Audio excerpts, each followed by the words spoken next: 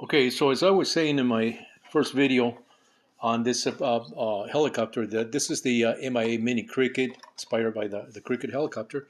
Once again, the flybar is an offset flybar with a rotor head. These are all components that I did. When I did this helicopter, I was heavy into using hex stock. For a lot of these components for the mast, for the rotor head, for the swash plate. You can see a lot of usage of aluminum hex stock material, and it just makes a lot easier, to get the angles, because hex already is set up at 60 degrees, with the flat sides. It makes it a lot easier to machine, as well as to get these components at those particular angles that you see there. So that's how I did this rotor head, along with the fiberglass, CNC cutting a lot of fiberglass pieces for a lot of the micro helicopter upgrades that I was making back in those years. And so that's why you see some of these rotors in fiberglass. Now I'm making the rotors in 3D printed because I don't no longer cut fiberglass anymore. Fiberglass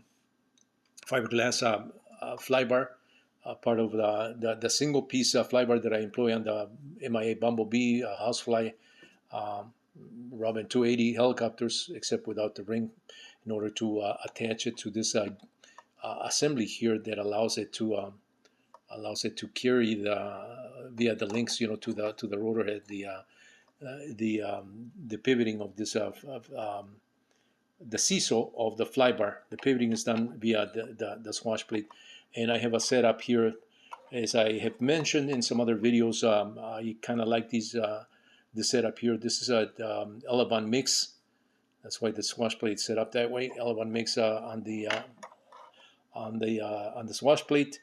And the interior of this, as I was saying, this is old school construction plywood. Let me post a video here. Okay, old school plywood construction with aluminum, very similar to the way the Cricket and the Rebel were made in those years. I wanted to at least remain somewhat along those lines. I mean, I could have done this a number of ways, but I wanted to introduce those elements that made the Cricket and the Rebel iconic, for the time that it was at the time that it was it came out. And so the canopy is also designed with this flange, with this lip around, so that it engages into this plywood shape right here. You can see the shape there, and I have marked the elevator aileron there so that I know how to connect this to the radio. This is actually I actually put this back together because last time I flew this,